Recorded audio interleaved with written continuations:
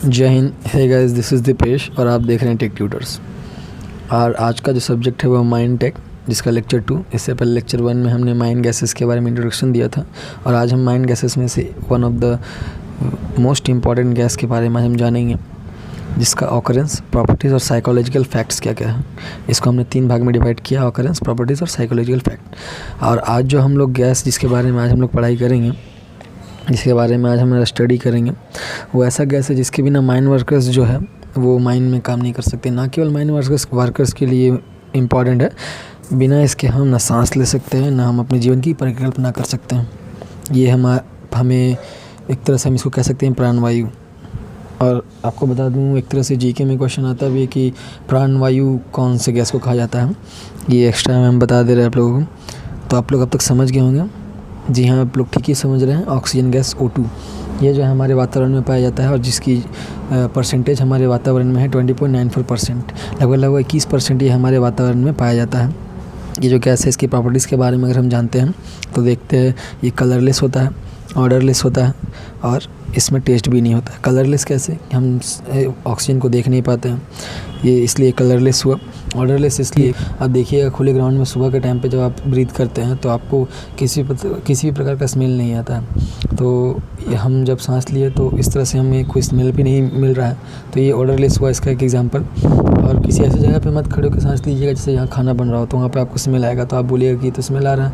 इसलिए हम बोले सुबह सुबह जब देखिएगा वातावरण में किसी प्रकार का प्रदूषण नहीं होता है, किसी प्रकार का अदर गैस रिलीज़ नहीं होता है, तब आप देखिएगा खुले ग्राउंड में सांस ले करके कोई भी स्मेल नहीं आता है, टेस्टलेस। तो टेस्ट तो इसका है ही नहीं, क्योंकि ये गैस है एक्चुअली। और ये जो गैस है ये फुल प्योरीफाइड गैस अगर हम इसको कहते हैं, इसलिए इसमें कोई टेस्ट हम लोग को नहीं मिलता है अनटिल जब तक हम इसमें जो है और कोई गैस इसमें ना मिले, जैसे कि मीथेन, कार्बन डाइऑक्साइड, इसमें जब तक इसमें नहीं मिलता है।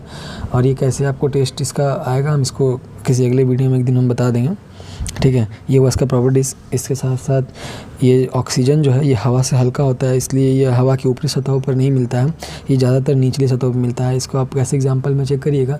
आप जैसे कि अगर प्लेन एरिया में रहते हैं जैसे, तो आप वहाँ देखिएगा आपको हवा जो है वो आप सफिशिएंट मिलता है, आप विदाउट सफोकेशन सांस ले सकते हैं। लेकिन आप जैसे कि हिल एरिया में जाते हैं पहाड़ों की ओर, तो आप देखिएगा जैसे जैसे आप ऊपर चढ़ते हैं आपको सांस लेने में प्रॉब्लम होती है। ऐसा इसलिए होता है क्योंकि हाइट पर जो ऑक्सीजन की मात्रा कम होती है। इसके साथ साथ ऑक्सीजन जो है वाटर में स्लाइटली सॉल्युबल होता है। ये ज़्यादा तीव्र गति से तो नहीं, लेकिन मध्यम गति से ये पानी में मिश्रित होता है।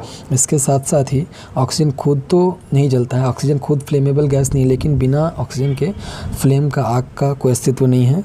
जिस तरह से इस पिक्चर में आप देख रहे होंगे इस तरफ कि ये ऑक्सीजन हुआ, ये बीच में चारों ओर साग से घिरा हुआ है, लेकिन ये खुद नहीं जल रहा है, लेकिन इसके आसपास की सभी चीज़ें जल रही हैं। तो ऑक्सीजन जो है कुछ इसी तरह का होता है, खुद नहीं जलता है लेकिन अदर चीज़ों को जलाने में हेल्प करता है, ठीक है। अब हम बात करते हैं ऑक्सीजन के बारे में। हमारे वातावरण में जो ऑक्सीजन है ये 20.94 यानी कि लगभग 21% के आसपास प्रेजेंट होता है, ठीक है। लेकिन इसके अलावा भी अगर हम बात करें तो इसको अलग से प्रोड्यूस किया जाता है कुछ फैक्ट्रीज़ में, जहाँ पर ऑक्सीजन बनता है। जैसा कि आप देख रहे हैं इस इमेज में, टैंकर्स में ऑक्सीजन को बनाया जा रहा है। इसके अलावा फिर इसको जब प्रोड्यूस हो जाता है तो इसको स्टोर किया जाता है कुछ इस तरह के कंटेनर्स में जो मेडिकल यूज़ के लिए जाता है, और कुछ इस तरह के कंटेनर्स यूज़ किया जाता है जहाँ पर इसको इंडस्ट्रियल यूज़ के लिए भेजा जाता है। ऑक्सीजन जो है वेरी यूज़फुल गैस है, जैसे कि हम स्टार्टिंग में बताए थे, हम इसके बिना जीवन की परिकल्पना कर ही नहीं सकते हैं। अगर हमको ज़िंदा रहना है तो ऑक्सीजन चाहिए, काम करना है तो भी ऑक्सीजन चाहिए। और ये जो है ऑक्सीजन ज़्यादातर आपको स्टील प्लांट्स वगैरह में लगता है, ठीक है। अब हम बात करेंगे ऑक्सीजन डिफिशियंसी के बारे में। ऑक्सीजन डिफिशियंसी किस तरह से होता है? अगर ऑक्सीजन प्लांट से गैस लीक हो रहा है, ऑक्सीजन की गैस पाइपलाइन से गैस लीक हो रहा है, ऑक्सीजन के टैंकर से गैस लीक हो रहा है, तो ये तो डायरेक्टली ऑक्सीजन डिफिशियंसी यानी कि ऑक्सीजन की कमी का कारण हुआ।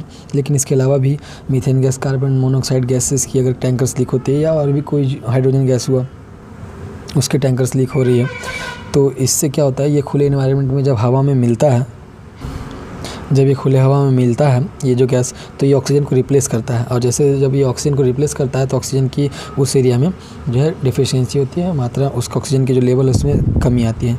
इसके साथ साथ जो ऑर्गेनिक मटेरियल्स होते हैं उनके कंपोजिशन के कारण से भी अब देखिएगा ऑक्सीजन की मात्रा में कमी आती है। जैसे कि आप जो ये एरिया देख रहे हैं इस तरह के जहाँ पे कचरा डिकम्पोज किया जाता है, आप कुछ वैसे एरिया में जा कर के देखिएगा जहाँ पर आपके गली मोहल्ले का कचरा या पूरा सारा कचरा जहाँ पे आपका डिकम्पोज होता है, वहाँ देखिएगा आपको सांस लेने में बदबू आएगा। क्यों आएगा? क्योंकि वहाँ पर जो है इस तरह के ऑर्गेनिक मटेरियल्स को डिकम्पोज किया जाता है, तो उससे जो कुछ जहरीली गैसेस निकलती हैं, जैसे कार्बन मोनोऑक्साइड हुआ, मीथेन, कार्बन डाइऑक्साइड, इस तरह की गैसें ऑक्सीजन को उस जगह पर रिप्लेस कर देती हैं।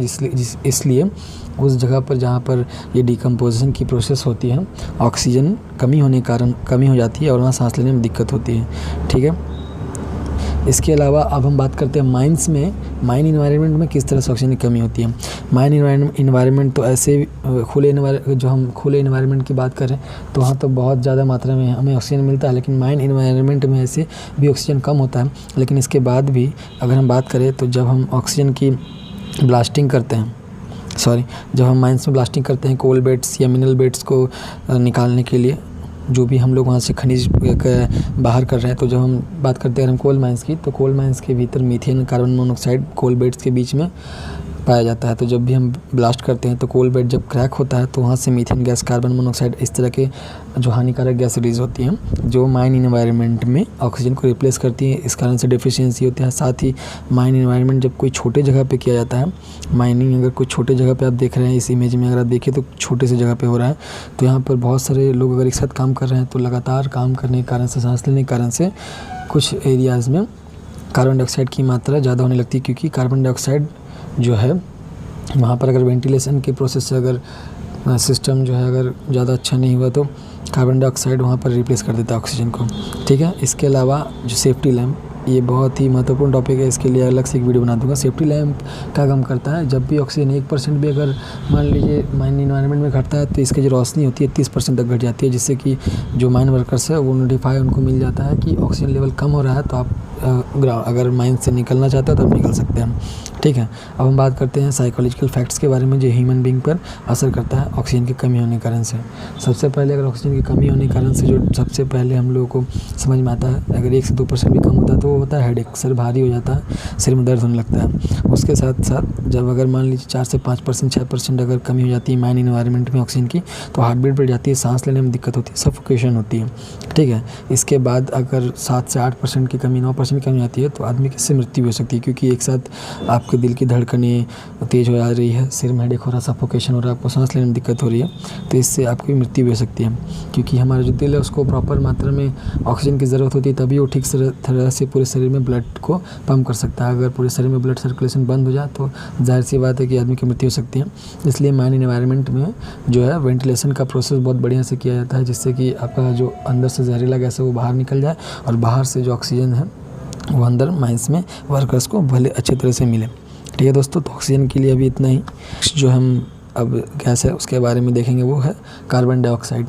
तो अगर वीडियो अच्छा लगा हो तो प्लीज़ लाइक करिए, बुरा लगा हो तो डिसलाइक करिए, दोस्तों के साथ शेयर करिए और कमेंट करिए सजेशन किस तरह से इसको ठीक कर सकते हैं। और चैनल पर नए हैं तो सब्सक्राइब करिए। चलिए मिलते हैं, जय हिंद।